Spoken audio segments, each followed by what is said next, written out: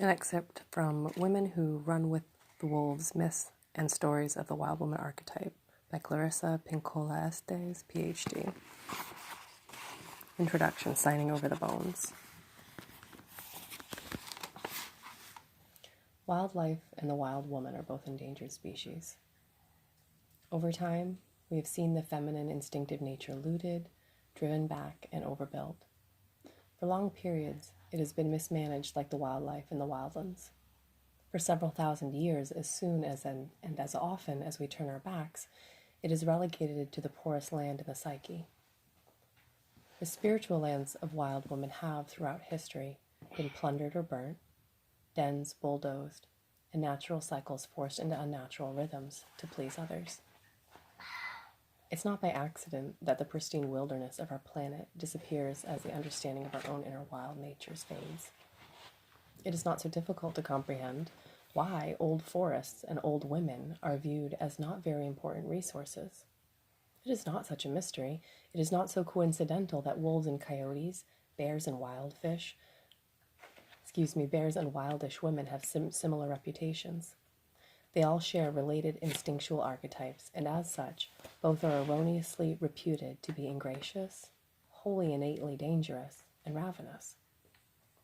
My life and work as a Jungian analyst and cantadora storyteller have taught me that women's flagging vitality can be restored by extensive psychic archaeological digs into the ruins of the female underworld. By these methods, we're able to recover the ways of the natural instinctive psyche, and through its personification in the wild woman archetype, we are able to discern the ways and means of women's deepest nature. The modern woman is a blur of activity. She's pressured to be all things to all people. The old knowing is long overdue.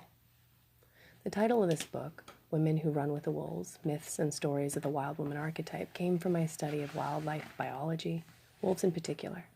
The studies of the wolves Canis lupus and Canis rufus are like the history of women, regarding both their spiritedness and their travails. Healthy wolves and healthy women share certain psychic characteristics: keen sensing, playful spirit, and a heightened capacity for devotion.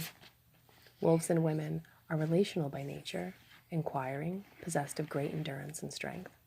They are deeply intuitive, intensely concerned with their young, their mate, and their pack. They are experienced in adapting to constantly changing circumstances. They are fiercely stalwart and very brave. Yet both have been hounded, harassed, and falsely imputed to be devouring and devious, overly aggressive, of less value than those who are their detractors. They have been the targets of those who would clean up the wilds as well as the wildish environs of the psyche, extincting the instinctual and leaving no trace of it behind. The predation of wolves and women by those who misunderstand them is strikingly similar.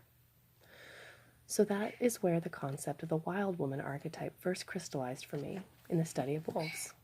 I've studied other creatures as well, such as bear, elephant, and the soul birds, butterflies. The characteristics of each species give abundant hints into what is knowable about the feminine instinctual psyche. The wild woman passed through my spirit twice. Once by my birth to a passionate Mexican-Spanish bloodline, and later through adoption by a family of fiery Hungarians. I was raised up near the Machiana state line, surrounded by woodlands, orchards, and farmland, and near the Great Lakes. There, thunder... You all right? Okay. There, thunder and lightning were my main nutrition. Cornfields creaked and spoke aloud at night. Far up in the north, wolves came to the clearings in moonlight, prancing and praying. We could all drink from the same streams without fear. Although I did not call her by that name then, my love for wild woman began when I was a little child.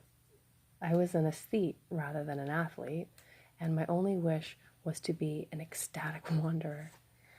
Rather than chairs and tables, I preferred the ground, trees, and caves, for in those places I felt I could lean against the cheek of God.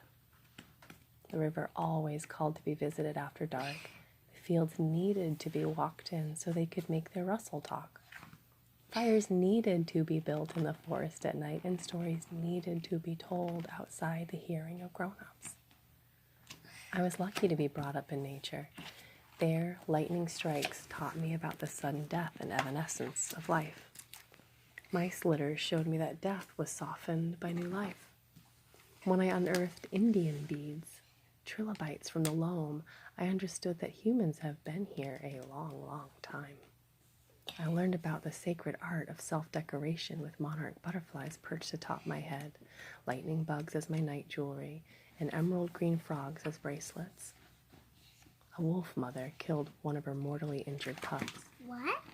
This taught a hard compassion and the necessity of allowing death to come to the dying. Did you say in the book? I said a wolf mother killed one of her mortally injured pups. Mortally injured means one of her pups that was going to be dead very soon. She killed?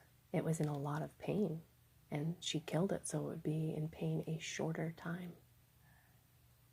It says a wolf mother killed one of her mortally injured pups.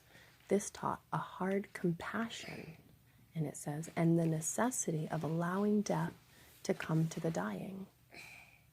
The fuzzy caterpillars which fell from their branches and crawled back up again taught single-mindedness. Their tickle walking on my arm taught how skin can come alive. Climbing to the tops of trees, oh, we'll stop there. Moms a prude.